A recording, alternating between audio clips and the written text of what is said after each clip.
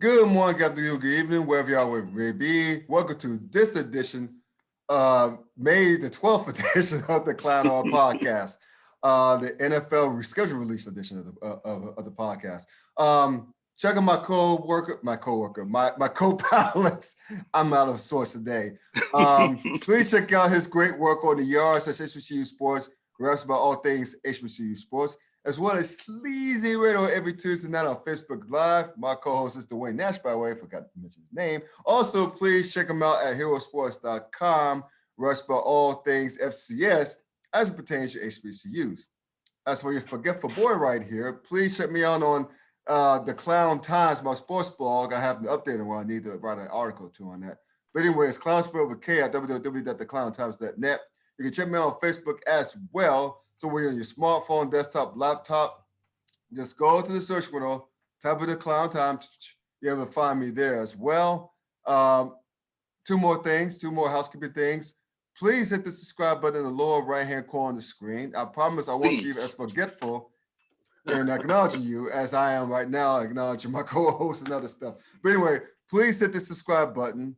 Please hit the bell where it goes ding, ding, ding, so you get alerts when you know that I have released more videos and whatnot, and podcasts. And one more thing. Get the merch. Get the merch at cafepress.com. Search for the Klown Times Sports. I'll have the full address in the description and like underneath this video come tomorrow when I upload to YouTube, so you can find the gear there as well. So I mentioned earlier, tonight is NFL schedule release night. Woo, right? But you know what? Again, similar to the draft grades last week, which reason why we didn't give any, we don't get paid enough to analyze every single team on the schedule release. And plus, let's be real about one more thing. Every football fan knows that there's at least one team that either surprises in a good way. I should two teams.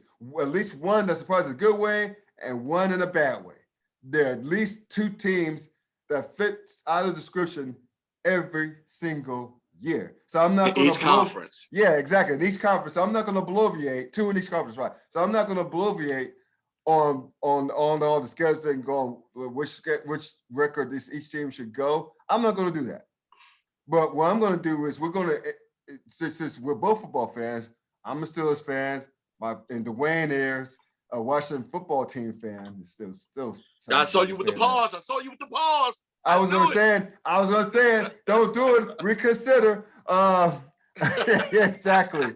We're gonna talk about our team's schedules as it pertains to our teams, and maybe we have time, maybe a juicy matchup during week one. I don't know, but we'll figure it out. So I'm a good host, so I'm gonna start with my co-host, Dwayne Nash's team, Washington. Mm-hmm. So basically here, you open the season hosting the Chargers, which is pretty weird, having interconference like games to start the season like that. There are a lot of them to start in week one, which is very, very peculiar. But anyway, you host the Chargers week one. Mm-hmm. You host the G-Men, the Giants, primetime week two. Mm-hmm. Actually, a Thursday night game. Then you go to Buffalo. Mm-hmm. Then you go to the Falcons. Mm-hmm. You host the Saints. You host the Chiefs. Mm-hmm. You go to whether Aaron Rodgers is there or not. You go to the Packers. Yeah. You go visit the Broncos. Yes, sir. Probably go up against Teddy Bridgewater. You host the Buccaneers. Change the last season's playoff game. You visit the Panthers. Mm-hmm. You host the Seahawks. Where am I? You go to Las Vegas. So y'all be in Vegas. You host those damn Cowboys. Mm-hmm. You visit those damn Eagles. Mm-hmm. Check out this scheduling quirk right here. The Cowboy game, following the Cowboy game, you go to the Eagles, you go to the Cowboys, and you host the Eagles again. So basically, you're gonna play the Cowboys and Eagles the next 4 consecutive weeks. Yeah, which is weird. And then you close the season at the Meadowlands against the Giants. So, what are your original thoughts upon learning who your team's going to play, and how you think? Even though we all said that you never know with teams each year, but give me just a general idea of how you're feeling with your team schedule. I'll say this, right? First and foremost, and I don't want to belittle what happened here January the 6th. Right. But the NFL must have said, yo, if they thought what happened at the Capitol was crazy on January 6th, we're going to go ahead and make it crazy in D.C. again a year later Right. by having the Washington football team play the Cowboys, the Eagles, the Cowboys, the Eagles, and then the Giants, all in consecutive weeks at the end of the season. Why do you say that, Dwayne? It's because for some strange reason, actually it's not strange at all, I already know the answer to that. It's because a lot of these kids here didn't get no hugs as children. There's a huge Dallas Cowboy contingency here in the district. It's too large. I still can't understand it to this day. No, I know why. I told you why, because they didn't get no hugs as kids. And Cowboy week is still a thing here, regardless of whether or not either one of these teams have been consecutive in the last 10, 15 years. It's still a thing. And it can get a little ugly here. Yeah. So to have, and then there are a lot of Eagle fans here, and Philly's right up the road. And same thing with the Giants. There's a huge New York contingency here because they're not too far away from here either. So for 5 weeks in a row, you got Philly, Dallas, Giants.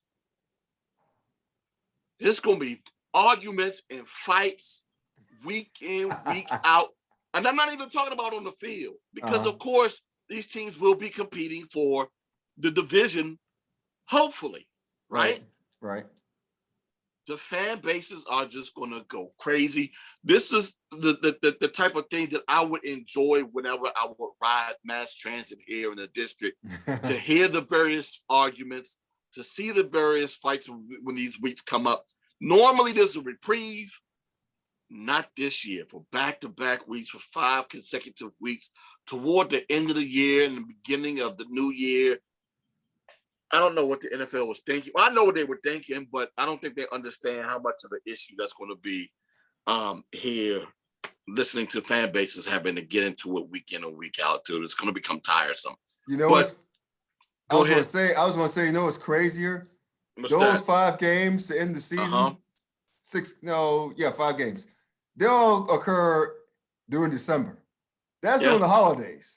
So they're going to have these hated division rivals consecutive weeks during the holiday season. You play the Cowboys the night after Christmas on prime time. Yeah. That's hilarious to me. Yeah. That's freaking hilarious to me that the NFL did this to your beloved Washington football team. Yeah. I think it's funny. As do I. The holidays is going to be rough in the nation's capital. It will be. But I will say this, right? So having the Seahawks and the Bucks coming here is going to be nice. Having to go to both Lambeau and to Mile High early in the year with a week afterwards is going to be nice. I mean, it's not going to be cold weather game. Same thing could be said about Buffalo in week 3. It won't be cold. We won't be going to those 2 places when it's cold. Having the Chiefs here will be nice. All I know is the last time that they were here, though, it was a little rough. Matter of fact, it was the last. It was the last. Actually, it was the last home game for Kyle Shanahan during his tenure here, and I remember how tough that game was. I'm just hoping we don't have that same effect, or that same outcome. That is New Orleans. We'll see what the Saints are going to be like without Drew Brees. Yeah. We'll also find out whether or not the Packers will and won't have Aaron Rodgers and how that team will be come week 7. And then that bye falling right smack dab in the middle at week 9 is nice as well. But the schedule is going to be very interesting. I mean, I knew who we were going to play going into this. The way that it's laid out, I can tolerate, I guess. I mean, I have no choice. I don't have to play the schedule. But like I said, that last 5 weeks, the way that you brought it, the last 5 weeks, is going to be killer. Right. That's gonna be crazy. Again, 5 games. Yeah.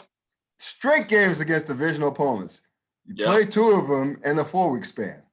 Back to back to back to back. That's the scheduling quirk I must say I have not seen in my life. In my life of watching the NFL since I was a kid. I've never seen that quirk. Now, recently it's been 3, right? I've seen Okay. in situations where it's been 3 consecutive weeks, 3 and 4 weeks, but never 5. Mm-hmm. Never 5. Not that I can remember. And I'm trying my best not to be hyperbolic, but I just don't remember it being that way. So, like I said, it'll be very interesting to see how the rest of this works out for the rest of the league outside of just the Washington football franchise. Now, I will say this to your point. I've seen my Steelers play the Ravens twice in 3-week span before, but that's it. Yeah. So, so it's pretty interesting. Speaking of my team, here's my beloved Steelers schedule. Mm-hmm. It starts out with a doozy, bro. Again, I'm not going to project records. We're not going to get paid enough. We don't get paid at all for that. First of all, and second, again, there's always that at least 2 teams in each conference that either surprises this way or that way. So I'm not going to. It's still, in my opinion, way too early, even if we were doing prognostications. To be doing such. Yeah, exactly. You got to wait till after the preseason at least. So with all the injuries, since the dust settles down and roster choices, whatever. But anyway, but we start with doozy. We go to Buffalo. Now, Buffalo has been our house. Buffalo has owned us the last 2 years. And I think the last couple of times we played in Buffalo, I think we logged L's the last couple of times we played in Buffalo. So we get them again at their place to start the season. And which matter of fact, I think this is year number 50 or 11 in terms of us starting on the road. Again, that comes from us being the lone. This is not official. This is not the official reason why, but this is my tinfoil hat reason why. It's because I think because the last CBA collective bargaining agreement, we were the only team to vote against it. Wow. We were the only team to vote against it. So don't get mad at us for not having A, guaranteed contracts, B, life practices, which causes give up X amount of benefits. So that's not us. We voted against it. Just want to let you know. But Roger Goodell Company and probably the competition committee, scheduling committee, whatever itty bitty to the committee, I don't know, whatever committee out there, decided to hold it against us. So, which is why, again, we begin the season on the road. Then the following week, we host the Raiders. We host Cincinnati, which I wish our guy Andre Edwards is back on here. We're gonna have him back on during the preseason talk Bengals anyway. We go to the Packers, go to Green Bay, whether Aaron Rodgers is there or not. We're gonna go to Green Bay. We host Denver, and our bye week is week 7. All right. So after that, we host the Seahawks. That's our 17th game. Then it's following any scheduling forms anywhere. It's just random. We go to Cleveland. We host Chicago. That's a Monday night game. We host Detroit. We go to LA to visit the Chargers. I almost said go to San Diego, but we go to LA to visit the Chargers. That's a Sunday night game. We travel to Cincinnati. We host Baltimore. We host. We visit Minnesota, which is a prime time game. That's a Thursday night game. We host the Titans. We visit the Chiefs. We'll host the Browns on the Monday Night Football, which hopefully get revenge from the Browns thumping us last year in the playoffs. And then the close of the schedule in Baltimore. So as far as winning percentages last year, we had the hardest schedule at 0.574%. Because if you look at the schedule, even though, it's like the AFC North plays the AFC West this year. We also played the NFC North this year. And we also, if we finish first place, we get first place from every other division in the AFC. Yeah. Right. So we get Buffalo, obviously, and we get the Chiefs. We got the Chiefs. Mm-hmm. In addition to whoever we all we have to play. But so Buffalo, yep, KC, yep. Within your division, And the Titans, and the Titans too. And the Titans. Yeah. And then you don't forget Cleveland, which was a 10-win team. Yep. And then Baltimore, which was a 10+ win teim. And then whatever division champ that you got to play from out of the NFC, you got them too. So, I can see how y'all got a tough schedule. Yeah. That's how we ended up with Seattle. Yeah. I'm glad you said that. That's how the Seattle became a 17th game because they were division winner last year. I mean, we got them coming to our place, but still, damn. Yeah, right? Again, we don't know how these teams are going to shape out. I mean, Russell Wilson, we don't know what that drama, even though I think they're going to get that worked out, but you never know. You never know. I mean, it's just this quarterbacks want to move. That's just unprecedented. And of course, I mentioned Aaron Rodgers already, so it's going to be interesting. Again, we don't know what's going to happen, y'all, but it's fun to pontificate on the possibilities. And I said pontificate more than once during this podcast, probably the first in my life. I said it more than once, any type of conversation. I just want to let y'all know that. I just want to share y'all with that. But anyway, I said bloviate twice and pontificate twice. I don't know what the hell I'm going to say next. Maybe a bad word, maybe a word I don't know what it means, trying to make myself sound good. I don't know. Hey, right quick, do you remember the Living Color sketch with Oswald, the criminal? Played by Damon Wayans. As I extravagate. Yeah. Oh, yeah. It's a conspiracy. A C-O-N conspiracy. So now allow me to take this time to douche my thoughts. Yeah. One time he from said, my mucous membrane. One time he said, "Undouche me." When he like say unhand me, "Undouche me." Dude, anyway. I was just watching this in Living Color sketches. The It's Raining Men, the mental film. My. And they wouldn't get away with that shit today. They would not. Man, listen, a lot of the stuff that we saw that was funny to us then, there's nowhere in the world we'll be able to get away with nowadays. Dude, it'd be way too tough. Yeah. It was the reason why Eddie Murphy would probably never do another stand-up. So, but anyway, let's get back on trying to talk about comedies from our childhood in the 80s. By the way, Google that and look on YouTube for Oswald, Living Color. You'll thank us later. But anyway, speaking of Aaron Rodgers, let's get to the Packers. What to do with Aaron Rodgers. Now, I don't know if you heard this, the GM, I forget that Bama's name, sound like you now. Very much. Iron sharp as iron, right? He said something to the point where Bama sharp as Bama. Yeah. There you go. Where he basically said that he admitted that Jordan Love is not really ready yet. Maybe it's to placate Aaron Rodgers because Aaron's like, look, it's not going to be me or him. That's what he's saying. That's what he has said. And so to me, it comes down to not only that, but it comes down to money. Because again, it's the perfect storm play out well for Aaron Rodgers. He plays well, leading up to the championship game 2 seasons ago, where they got the asses beat by the San Francisco 49ers. It wasn't all his fault, but it didn't play well. This defense got run out of town, literally. Because Jimmy Garoppolo, I said it before, I say again, only attempted, I think, 8 passes. Yeah. He attempted less than 10, let's put it that way. Because they were running the ball down there, which is an embarrassing way to lose a game, especially the magnitude of the conference championship game, to get run out of the building.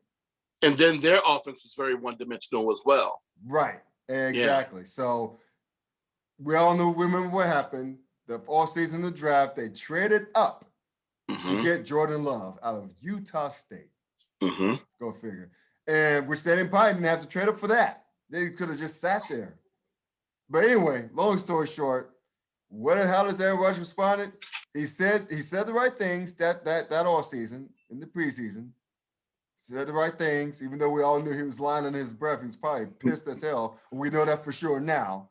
But anyway, he goes out, balls out again to the tune of another MVP season. Came this close, a non-scramble away against the Tampa Bay Buccaneers to making the Super Bowl again. And they probably had a great chance, if any, to take out the Chiefs, I think. And plus, it would have been at the All-State Super Bowl. We were this close to getting the All-State Super Bowl. Yeah. You can imagine the advertisements and the bananas. Remember, they had an All-State commercial, State Farm commercial. State Farm, not for All-State. the Super Bowl. Yeah, State with Farm. Both of them in it. Yes, that's right. State Farm. The big one with Judd. Judd? No. Your boy that played Ant-Man. Oh, yeah. Him. Yeah, I know you're talking about him. So it was him. And Drake was in it. And Drake and of course Jake from State Farm. So yeah. So yeah, that was. Can you imagine commercials? Just like you said, it would have been worse. It would have been worse. Crazy, but of course we didn't get it, and we all know what happened. But anyway, the point is that Aaron Rodgers still at age 37, I think he is playing at a high level still. So he's like, well, shoot, I'm still balling out. But since you drafted this guy who's supposed to replace me, I need to be showing a little bit more love. Mm-hmm. Show me some more love. They're not caving into him. So he said, and rightfully so, I'm sorry I'm instigating this, but he said, I want out. Now I believe him. He wants out. So we're going to have another Deshaun Watson situation on our hands. Let's just hope that he hasn't been handsy in the spare time. I don't think he's handsy in the spare time. But yeah, he's in and out of relationships. Mm-hmm. He seems to be a one woman person, and he's dealing with his situations the best he can. He was out with his girl at the Kentucky Derby, but it still doesn't preclude him from filling women up. But thankfully he doesn't. I will say this though, and we talked about this last week. Mm-hmm. I'm gonna need Aaron Rodgers to stop being the self-conscious, jealous husband. Dude, you're already handsome. Show him some love. You already rich. You're already well endowed. You already got the woman. Yeah, your woman out here might be talking to another dude, but that other dude, you already know he's nowhere near who you are. Just go out there, play the way that you can play, and everything will be fine. If you want to go ahead and act that way, so be it. If the team needs to move you, they need to move you. Right. But if they don't, they don't. I just find it very silly from as much as everyone likes to blame the Packers organization for drafting Jordan Love. I always said they were doing their due diligence and preparing themselves for a situation just in case if they were to lose Aaron Rodgers to an injury, because they just couldn't seem to get a good backup to replace him whenever he did, right? And to show that they don't make good moves at the quarterback spot. You know what they did today? They picked up Blake Bortles. Yeah. Wow. Blake Bortles. Wow. So so if you believe Blake Bortles is a good enough backup, or he is an adequate backup because he'll be just that. But if you think that he can come in and lead that team to a bunch of wins and potentially lead this team to a playoff run, if Aaron Rodgers is gone long enough, we'll have to wait and see. No. I don't think so. See, yeah, exactly, right? So your hope is that someone of the capabilities of what we've seen from Jordan Love before is capable of doing so. But if reports are what they are, they say that he may not be ready right now, which is why I'm like, dude, just calm down. You'll be fine. But, if you really want out, just say you want out. Don't blame it on Jordan Love. Don't. Yeah. Well, I'll say this. Let's just, before I go on, let me ask you this. On the scale of 1 to 5, the likelihood of Aaron Rodgers not being in a Green Bay Packer uniform, what's your gut tell you right now? 2. You still think he'll be back? You still think I think he'll be back. I think they'll work this thing out. The thing is, though, when you listen to Devontae Adams, I saw him in an interview a couple of days ago where he didn't even know what the situation is like. And my guess is that he has the ability to reach out to Aaron and talk to him and ask him and get a feel on how he feels. But if he doesn't, or if Aaron's just not, sharing his thoughts with him, it's kind of weird. But all I know is this: if Aaron does leave, look out for the impending implosion of that organization, because that will lead to all their other key players that are there to want to leave, especially on the offensive side of the ball. Right. My thought is the only reason why Aaron Jones decided to stay is because Aaron Rodgers is there. And that's not a free agent destination. We all know that. Yeah. I mean, I'm there, the 2 hours north of Milwaukee. And it's not that Milwaukee's a free agent destination of itself. So, exactly, right. So it's just crazy. So this is the franchise at a crossroads. I love chaos. You know I love chaos, right? As do I, yes. I think it's as much as I want chaos to happen, I have a funny feeling things going to get worked out. So I'm going to say a 3 right now. It could go either way. I know it's wishy-washy. It's literally on the fence. But the temperature is kind of lukewarm. It's warm right now. It's warming up. I don't think Green Bay is unprepared to throw the baby out with the bathwater. But I know Aaron is like, fuck it, I want out. So it's remains to be seen. But if they sweeten the pot a little bit, by a little bit I mean another few years, another 40 mil years to tack on to that contract, make you realize that you made a mistake and drafted Jordan Love when you should have given me help. I think once they sweeten the pot, I think things will be okay. I forgot. I just remember this. Something that I want to forget. One Tim Tebow. What the fuck? So you're saying it out loud. That means you want my thoughts on this, right? I'm just trying to make sense why Skip Bayless and other people who are supposed to be very intelligent think that this is a good idea of bringing in a guy who hadn't played football in 9 years to a position he never played in his life and expect that to somehow galvanize the team and be great for the team outside of ticket sales. How is that supposed to be good for the Jaguars? No one has been able to explain to me how, except for mentioning the shit that happened 9 years ago. When you update your resume, we all know this in professional sports, you got to update your resume. Dude hasn't played 9 years. And when he played 9 years, the last time he's played, he wasn't even that good. Outside of 1 year when he somehow beat my team in the playoffs because we didn't adjust to the short passing schemes. If we played zone in the second half, it would have been a blowout. No, we decided to play man, give him lanes to pass the ball to, allow him to have scramble lanes because no one was back there spying him. Dick LeBeau, Mike Tomlin, I'm talking to both of you ninjas. All we had to do was play zone. The game would have been a blowout. Yeah. The game would have been a blowout. But anyway, I need therapy over that still. That's over 10 years ago. Right? So if we would have played zone, you wouldn't have Skip Bayless, all these stupid motherfuckers going on TV saying, remember what he did 10 years ago? Come on. It was 10. Exactly what happened. It was more than 10. Ago. It was more than 10 fucking years ago. And he hadn't played football in 9 years. Yeah. How the hell is that going to help to go from a different position he hasn't played in his life? And since we're talking about tight end, he's 250, maybe more than 250. But he's only 6'2". I say only 6'2" because most tight ends at least 6'4", at least my height. Yeah, you're right about that. And you need to have the long arms to go up against defensive ends and outside linebackers. So you're going to tell me Tim Tebow, who never played tight end in his life, is going to all of a sudden put his hand in the dirt after not playing in 9 years, put his hand in the dirt and block. Stop it. Just call it what it is. It's just the publicity stuff to sell tickets. Just be real with that. Don't try to insult our intelligence out here. I'm not buying that shit.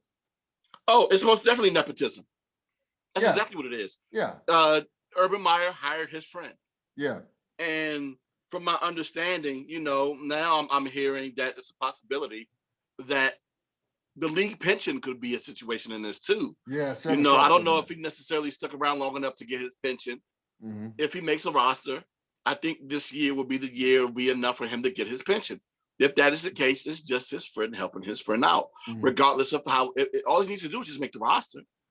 That's it. If that happens, and I think is there still talks of them expanding the roster because they've increased the schedule to 17 games. Because if that's the case, ding ding ding, you got another guy there. You got a spot there. You can go ahead and potentially put him in. But I will say this.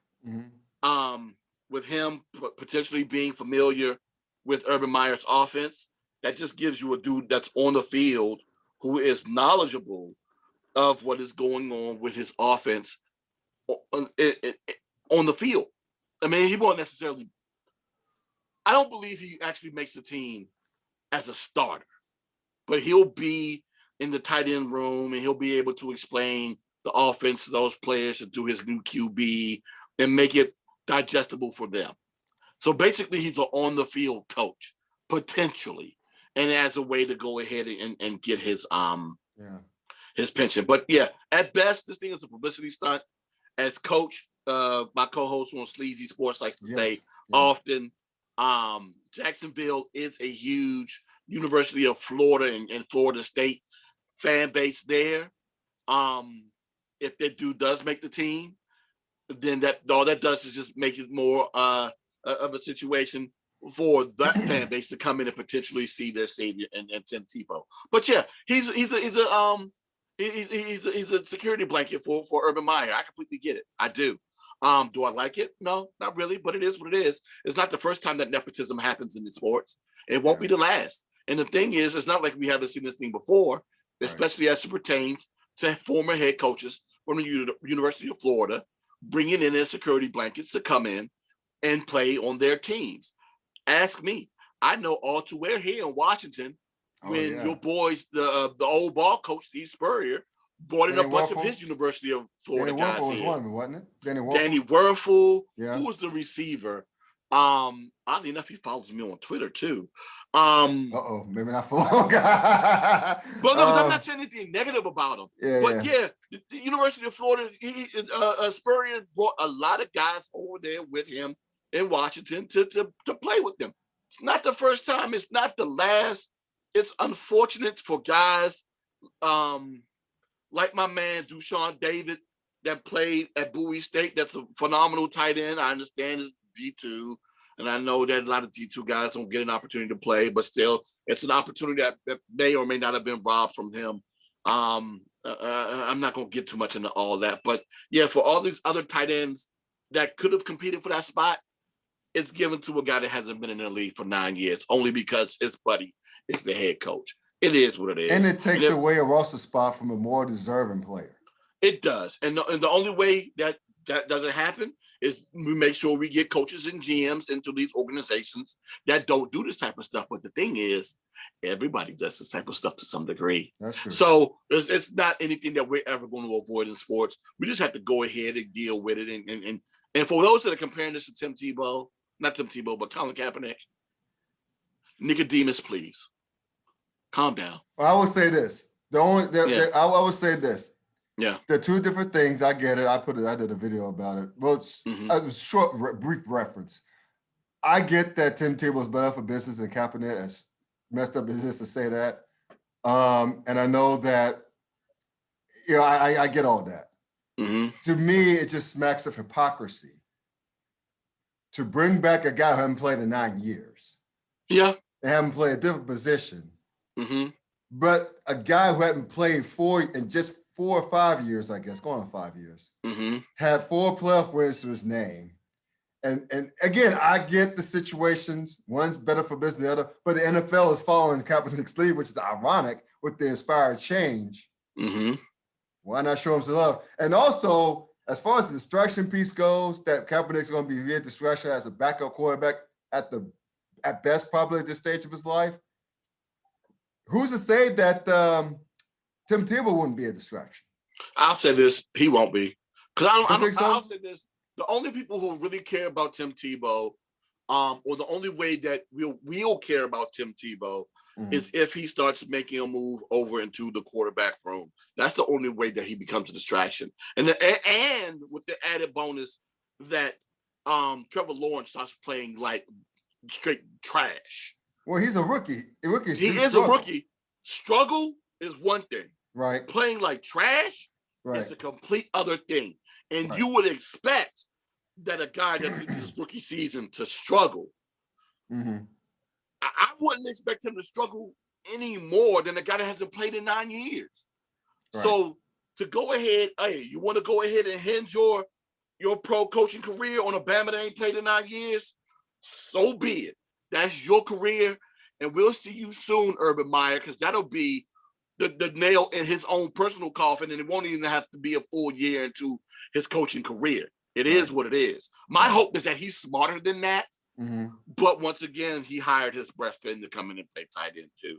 So, but yeah, my thing is, I understand that a lot of people see this as white privilege. My thing is, if Colin Kaepernick's collegiate coach from Nevada was a coach somewhere, he probably would have brought Cap in there too. So that's why I always say representation matters. I don't care how it is. If it's someone that's the same color as you, or if it's even someone that who coached you, who coached you, exactly, right? Yeah. So, or even if someone that's played in the same conference as you, or for HBCU's sake, another HBCU alum. It's always great to have representation in places where it matters in sports. The more that happens, the more situations like this happen. It's just sad that, unfortunately, a lot of times we'll see it with these Power Five, or how do we, or not mid majors? What do we call them? Group of five. A group of. Well, I was going to think about the name in basketball. What do they call them? Mid majors. Not mid majors, but above mid majors. Those are just majors, right? Yeah, majors. Yeah. So the major conference. So we start talking about basically ACC, SEC, Pac-12, Big Ten. Who am I leaving out? Big East. Big East in basketball, yes. So you start getting those, getting people outside of those conferences into positions of power. This is the funny thing, right? This is what I find so funny. It's the same fans that love to see these guys drafted, but when coaches come in and bring in their Bamas in like this, they get mad when they see this too. Dude, you can't have it both ways. You can't say that this crop of guys are the best crop of guys to play the sport.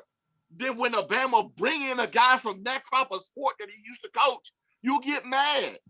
Dude, I don't care. I don't care if he played last year or if it's been 9 years. I don't care. It's still the same crop of guys.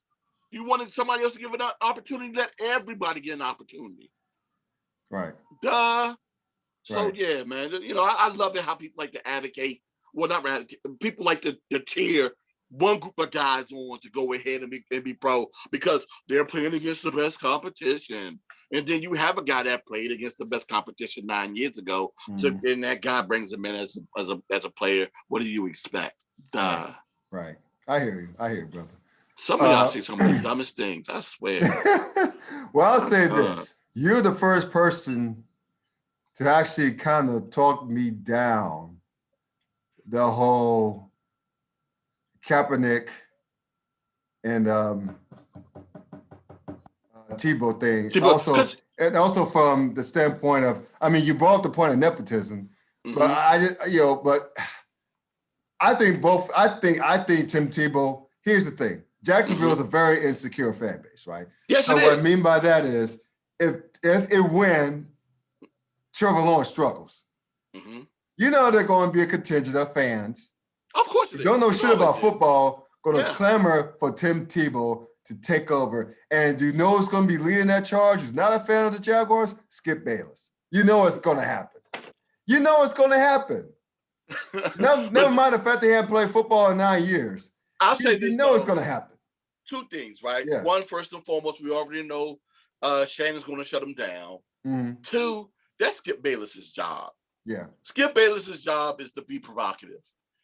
To quote the great Will Ferrell from Blades of Glory, it's provocative. It gets the people going. He don't know what it means. He's just saying it to be saying it. And he don't. There's nowhere in the world he believes that a dude who hasn't played quarterback in 9 years and poorly at that. Well, I shouldn't say poorly. subpar at that when he did play, is good enough to come back in 9 years later and lead a team to victory. There's no way in the world he can believe that, especially a team that is already in the rebuilding process. There is no way he can believe that. Yeah. None. Yeah. Not with a straight face. No. But it's like politics. If you have enough clowns saying outlandish shit, enough people are going to end up are going to believe it. We know. But I'll say this though. You know, once again, and I said this before. It'll be to the detriment of Urban Meyer. It will be. You know, you're supposed to be the smarter man in the room in this situation, smarter than us fans, and most definitely smarter than the analysts. So if you're taking cues from us on what to do, and your job is on the line, have at it, Bama. It is what it is. Yeah. That means your term will be short-lived. We'll see you when we see you, wherever that's going to be, and there'll be another guy. Yeah, see him back on Fox Sports doing a good job doing college football coverage, which he did a good job. And Tony Khan will end up getting somebody else to replace him. So it will be what it will be. But I still believe that this entire thing is a big publicity stunt as a whole anyway. By bringing in Urban Meyer to be your head coach, you know, it is what it is. So we'll see exactly how all of this pans out. But I'm saying that right now, if Tim Tebow ends up on the field at any capacity, especially quarterback, get ready to see the beginning of the end of Urban Meyer's career. Yeah, I agree with that.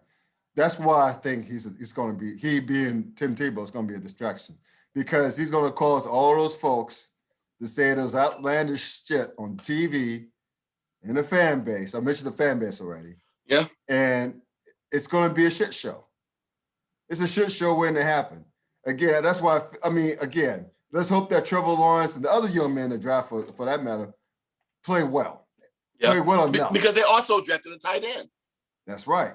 They also drafted a tight end. But that's why I'll say this, right? Because I've done my best, or I'm working on doing my best, to ignoring the shit show. Yeah. And I just ask others to do the same thing. This is stuff that we can easily ignore. You know, all the chitter chatter, man. Let them talk. My thing is this: Jacksonville is already a shit show. When they're already talking about potentially moving this team to London, which would be the worst move ever. Right. I'm like, anybody who's talking to me, have to have their home games there, or move to half their home games there. Yeah. And I'm like, dude, the logistic issues that bring up already is a problem as is. So to even consider that is in my eyes a potential distraction. Anyway, this team hasn't really done anything since it flirted with the Super Bowl a couple of years ago. When if not for that missed pass, oddly enough, from Black Bortles, we just talked about earlier, to LeGarrette, to not LeGarrette, but to Leonard Fournette. Yeah. Had he completed that pass, they probably beat the Patriots and they move on to the Super Bowl. And that franchise is probably completely different right now. But yeah, that franchise has been in a tizzy since the situation with the coaches that led a lot of their top talent out of there. And that's why they're in the situation they're in right now. And they're fragile as is. They really can't be doing anything to make this fan base crack and lead this team into peril. They can't. Man, listen. It's hard to believe that this is the same Jacksonville franchise that once upon a time for the not good but great teams in the 90s and early 2000s. Yeah. Oh, we see they had a 10-year stretch, bro, from 96 to throughout 2006. Yeah. Playoffs almost every year. Had Fred Taylor, should be a Hall of Famer. Yeah. Had Jimmy Smith, Keenan McCardell, Mark Brunell in their prime. People don't realize how great that team was. That was a great squad. I'll say this though, right? Because I mean, they had the anchor on the offense at left tackle with Tony Baselli. Tony Baselli, right? Who should be a Hall of Famer. You bring in Mark Brunell at QB. Yeah. Then you follow up Mark Brunell with Byron Leftwich. You have Fred Taylor. That's right. You follow up Fred Taylor with Maurice Jones-Drew. Right. You have Jimmy Smith. I'm sorry, was McCardell first? McCardell was first. Yeah. And then you follow him up with Jimmy Smith. So you have quality players there. Then you just kept replacing those guys with other quality guys, and which led that franchise to being as competitive as it was. Mm-hmm. Now they're in a situation where they've driven out a lot of good talent, a lot of good young talent at that, and now they're in the process of rebuilding. And I'm just up in arms. Well, I as upset as people are about the situation, I'm equally upset about these people being upset about a franchise that they really don't care about. Do you really care about the Jacksonville Jaguars? Let them Bama's fall. Well, you're talking about those tens of fans. Yes. Yes. Let the Bama's fall in their face. That's one less team that's competing for a Super Bowl title. One less in your conference, mind you. So, hey, if they want to go ahead and beat the Washington Bullets of the NFL and go ahead and be a clown show and draft Manute Bowl, the tallest person ever, and Muggsy Bogues, the shortest person ever, in the same draft, and be a circus show, fine. Have at it. Let them do it. And also, sit back, eat your popcorn and watch out for the elephant shit. And speaking of the last time they made a serious run to the Super Bowl, that defense was considered Seattle like Legion of Boom like. Yeah, remember when back there? Yeah, remember when that same season, Seattle went to Jacksonville and got Seattled. Yeah. And remember those fights they had because they looked at themselves. They looked at the younger version of themselves. Yeah. That was the team on the rise at the time, and look where they're at now. They were like, I can't believe this is happening to us because we normally do this to people. Right. Yeah. They're on their way. That Jacksonville team was on its way to become the next Legion of Boom defense. Yeah. Jalen Ramsey, a couple other cats in the secondary, damn good players. Now none of them are there anymore. They're balling elsewhere. They're playing good football elsewhere, just not for the Jaguars anymore, which I find that hard to believe. But again, that's why they're here. Exactly. Got the first again. So we'll see. Let's get to the HBCU segment. I know you have a lot on your mind. I see that hat on your head. That means you have a lot on your mind. I think I have a couple of thoughts here and there, but I'm gonna let you all. Since this is what you do, this is your baby. This is what you're one of the things you're great at. But why don't you bless us with the HBCU knowledge, the HBCU Sports segment, and I'll come up with a couple of things of my own if I can think of it.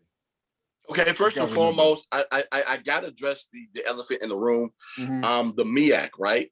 Yes. Well, not this elephant. I'll get to this elephant later. But the elephant in the room, there's been conversation over the past couple of days that there are certain teams that have from the Division II level and the HBCUs that have been exploring the possibility of moving up to the Division I, and with that, potentially to the MEAC. And then there is another school, a predominantly Black institution, that has actually reached out to the MEAC about membership. Now, Chicago State. I was getting to that in a moment. So I'm running. Sorry about the two schools that are exploring the move up to D1, of course, are Kentucky State and Virginia State. It'll be very interesting to see how that footprint is going to look moving out west towards the Kentucky direction, and how that would necessarily affect travel, because, of course, that has become a thing nowadays as it pertains to the HBCU sports landscape.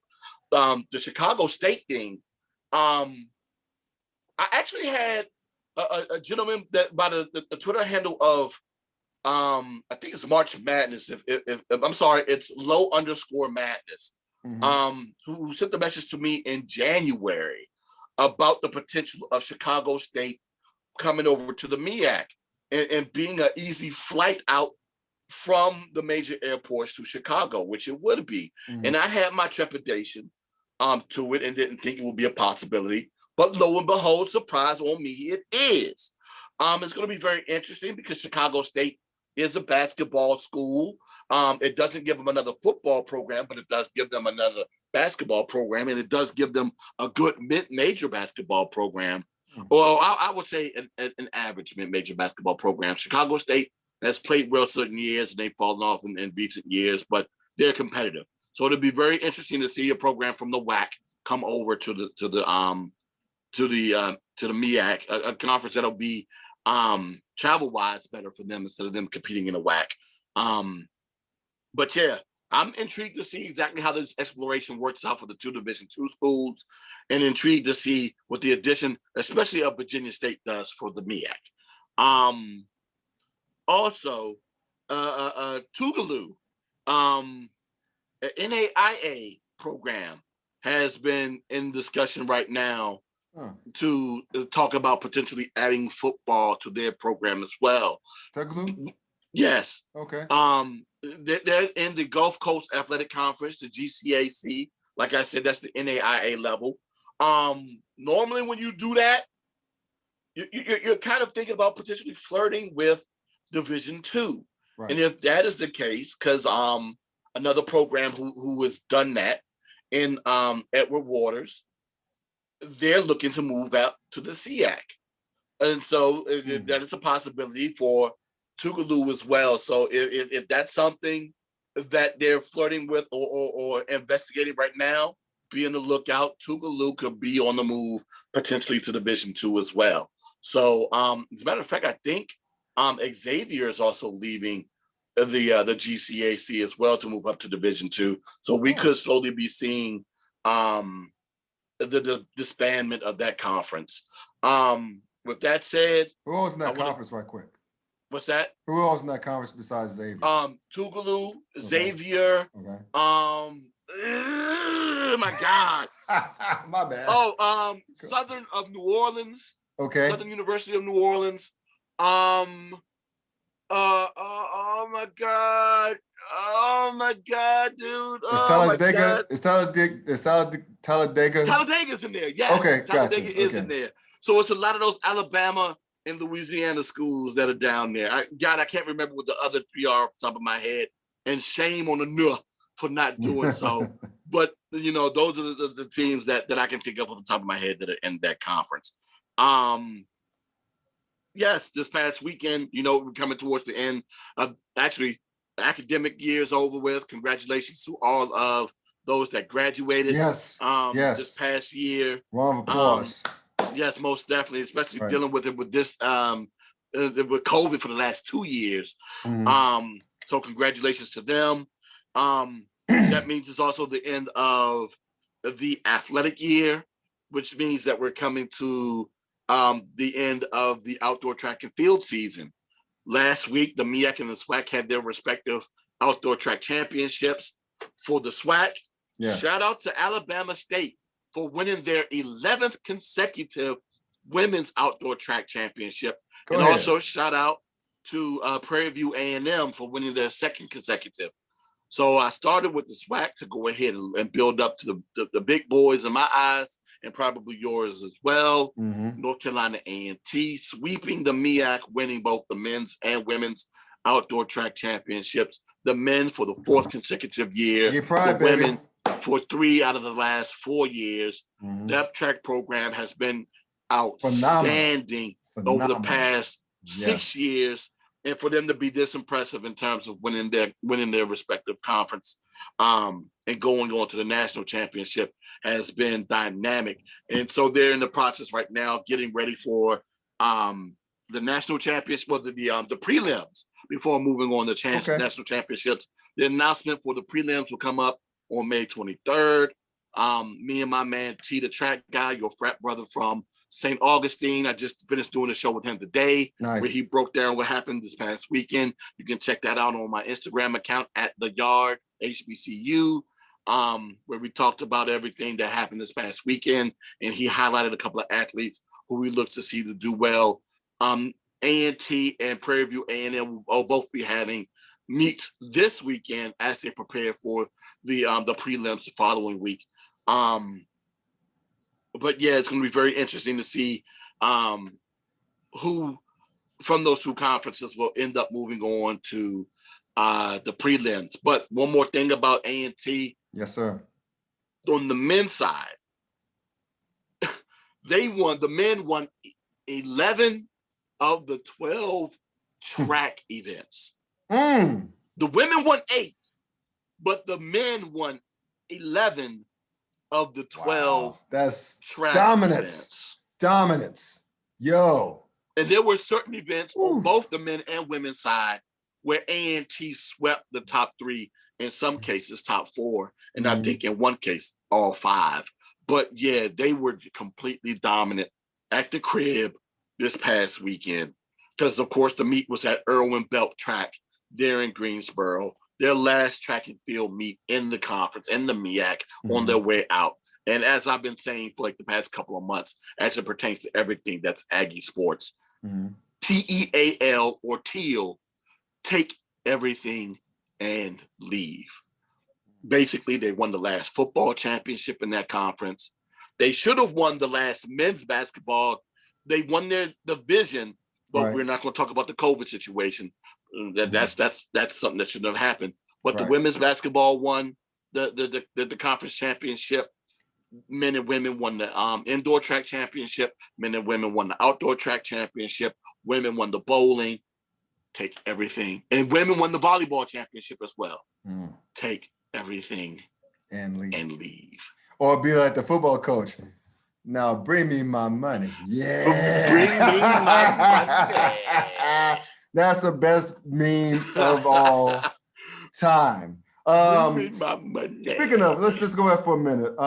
Yes. Right quick. You mentioned those schools, Xavier University, you mentioned Talladega. Well, first of all, does Xavier have a football team? They do not.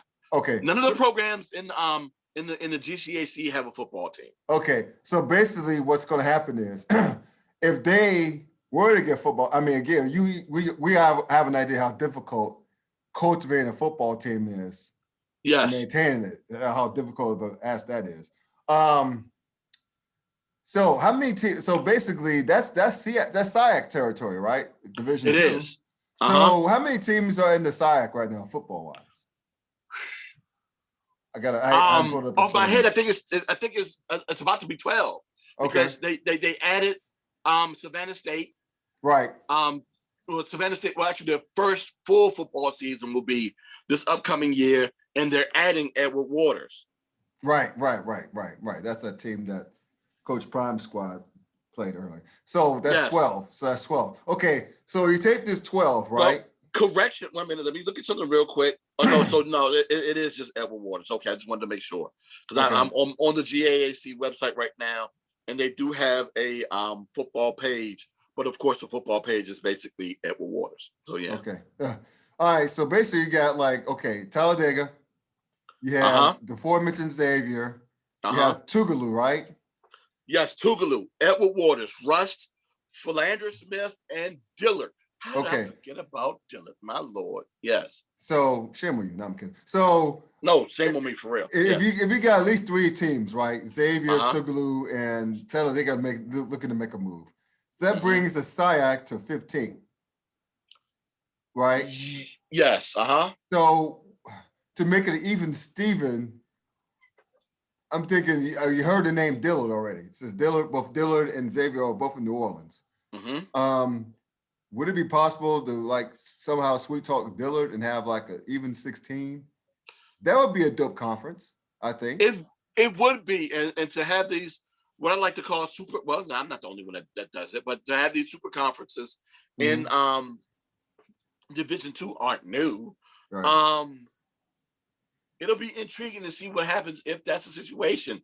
Would they be able to convince another one of the NAIA teams to make that investment? Because of course, it always comes down to money. Same thing about the teams that are looking to go ahead and that are currently doing their investigation on moving up to D1. And let's not forget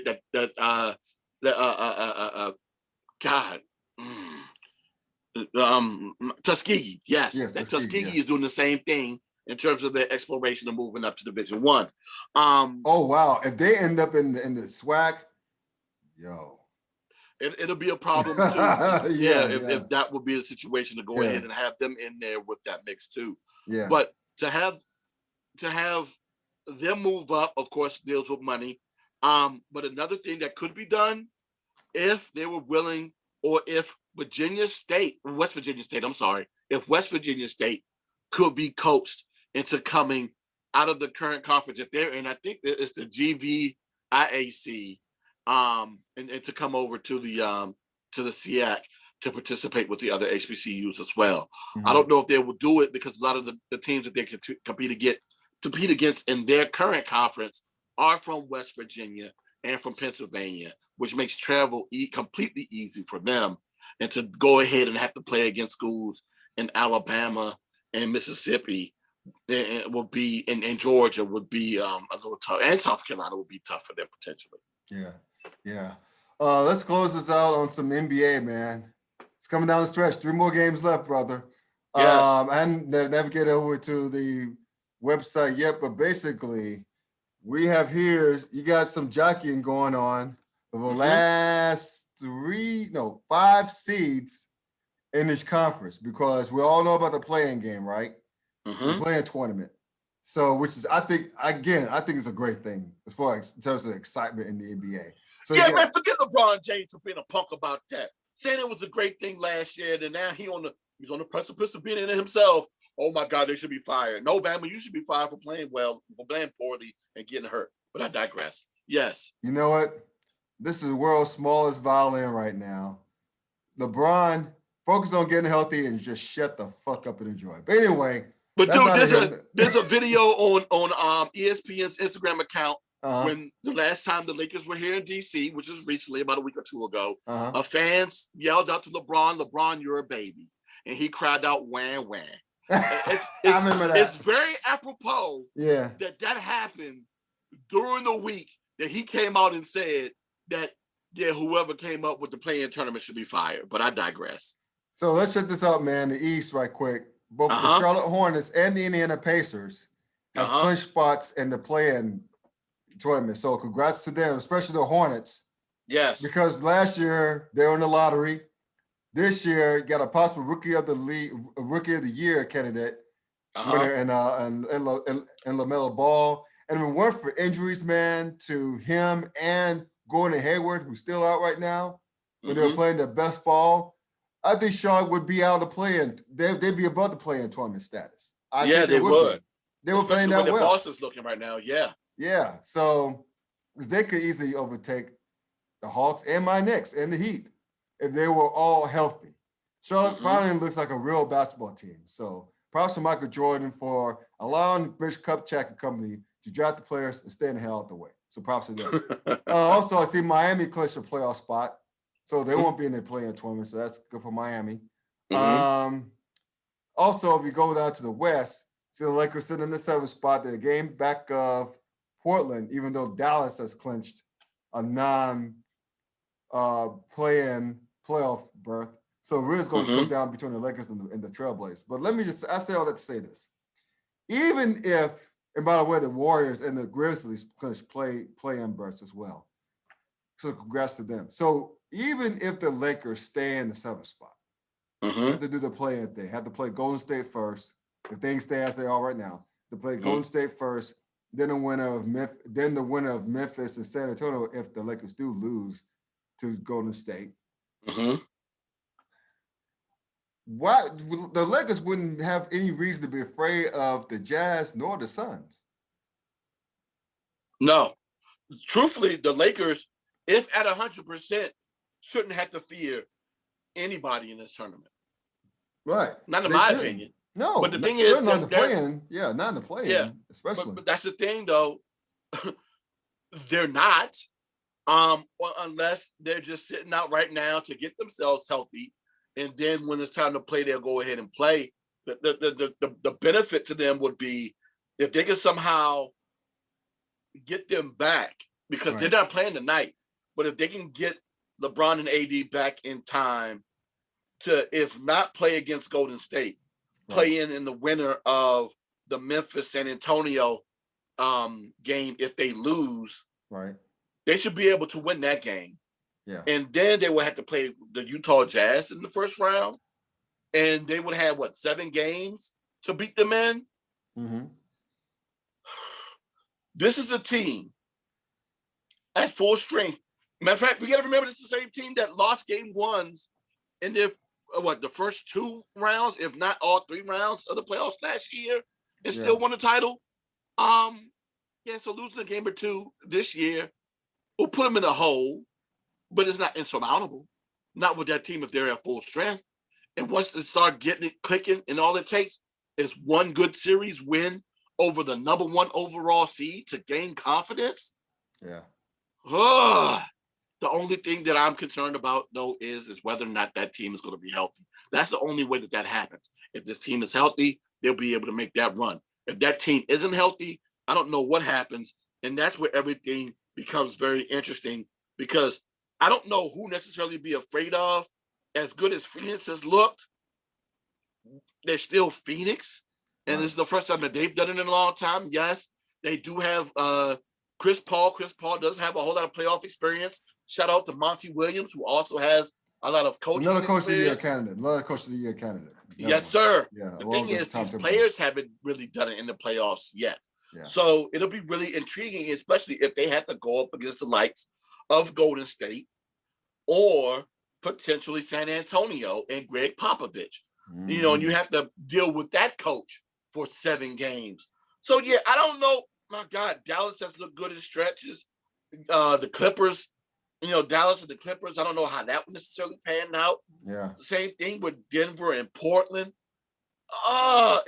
This year's playoffs is going to be very interesting, solely for the fact the top 4 seeds in both conferences, as good as they have been during the regular season, I don't know how much faith I can put into them.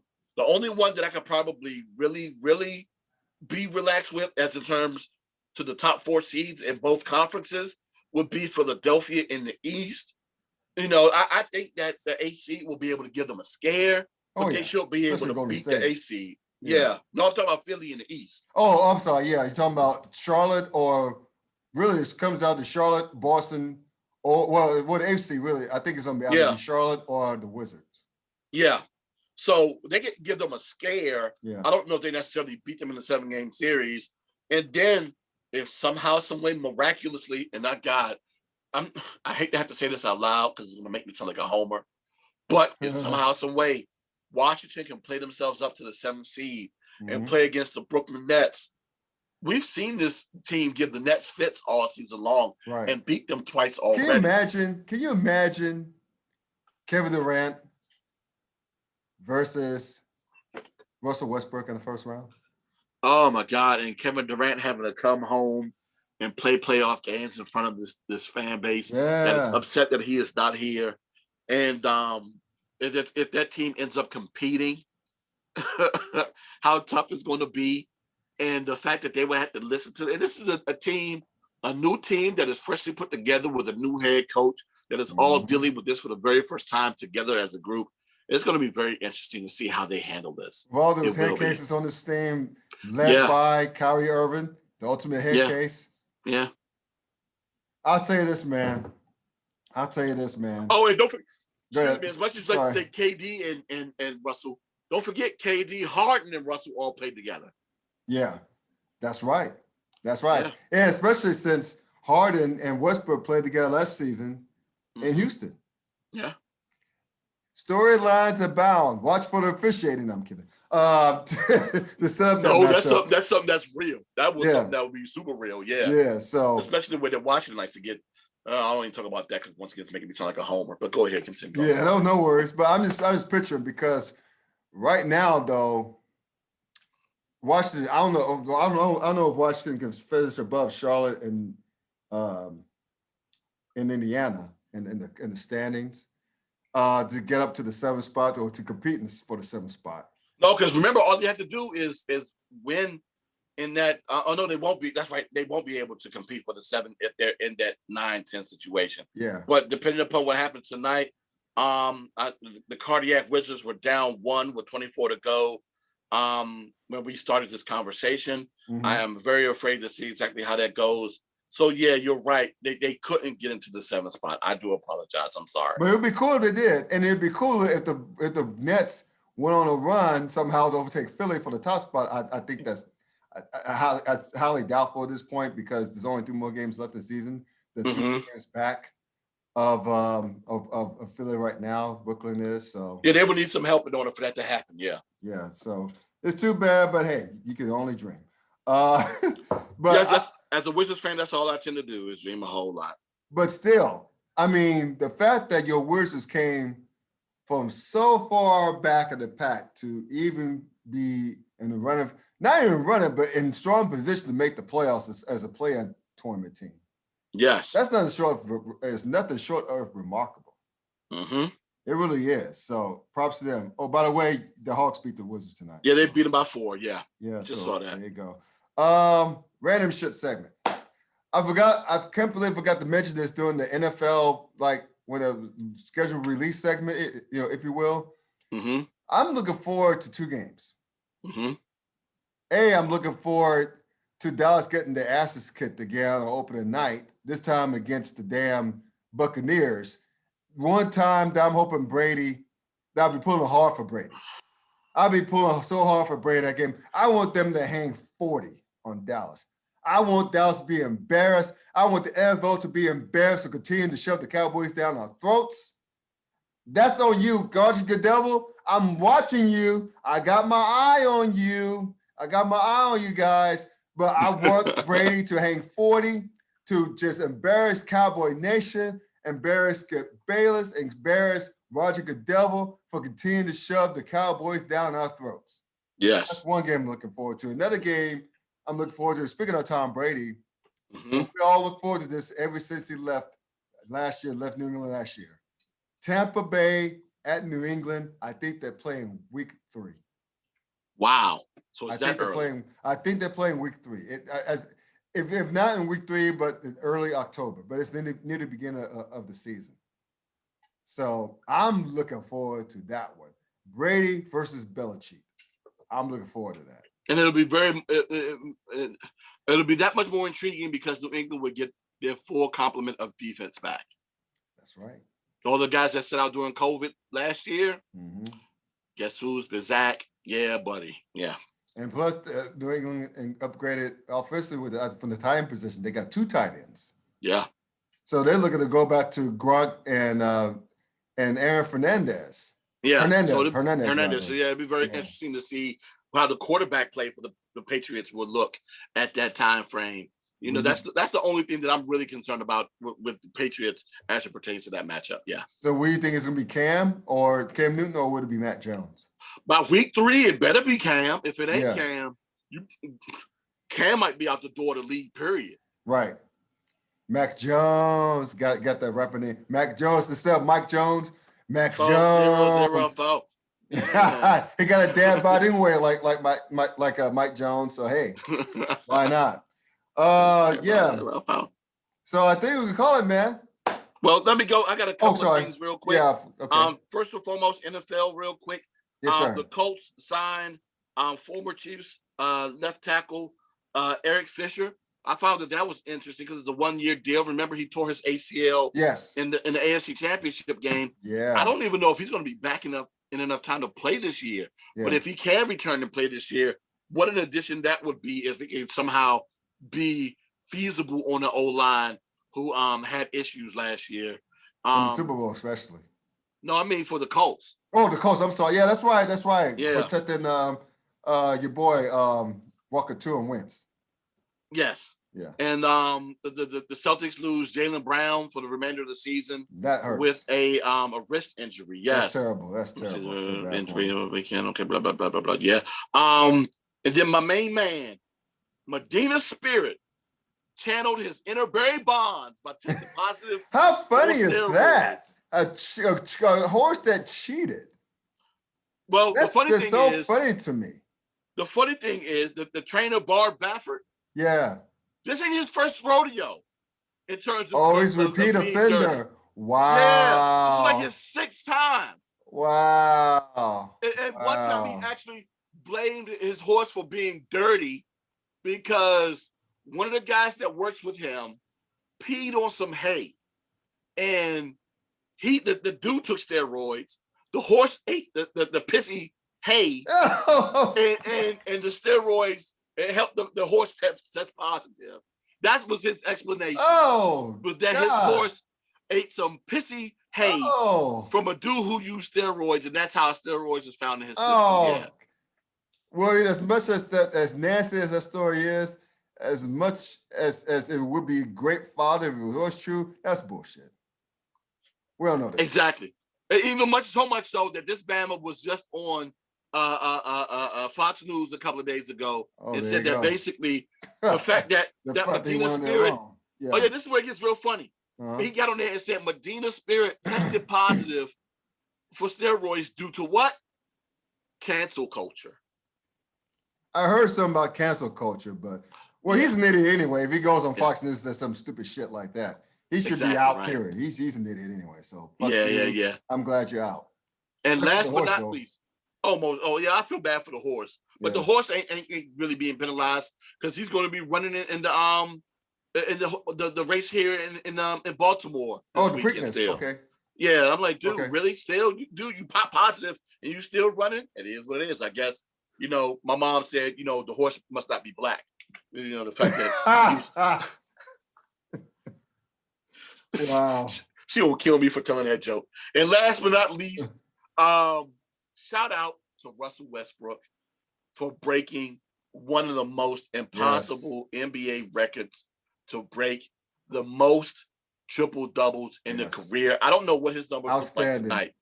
Outstanding. I don't know what his numbers look like tonight. I'll look it up while you talk about it. When he played against the Hawks on Monday, his number was at 182. And to go ahead and set that mark, as much as people love to hate and say, oh my God, he's getting lazy triple doubles. First and foremost, you're talking about a dude who's 6'5", that's averaging double digits in rebounds. He's like fifth in the league. He's shorter than me. He's 6'3". He's 6'3" or 6'2". Either way, it's right. He is shorter than Bradley Beal. Yeah. So he's fifth in the league, sixth in the league in rebounding, and he's lazy. And then, of course, with assists, that's a two-man stat. Not only do I have to find you in a position for you to score, you still have to be able to score. Right. Those people who say that don't know much about basketball. They don't. Either that or they're just haters, or both. But either way, shout out for him for breaking that record, man. It's fantastic to see a dude in the Washington jersey do something good, man. So I feel happy for that, man. I had to go ahead and big him up for that. And here's the stat line. Here's the stat line right quick for you. 34 points. He led the team with 34 points. No Bradley Beal. 15 assists. Right, no Bradley Beal. 15 assists, but 5 rebounds. But still.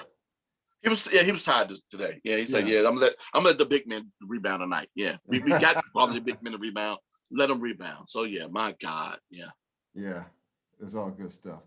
All right, so I guess that's the most interesting random shit segment we ever had. But it's all good, man. So let's call it, man. Thank y'all for tuning in to tonight's podcast.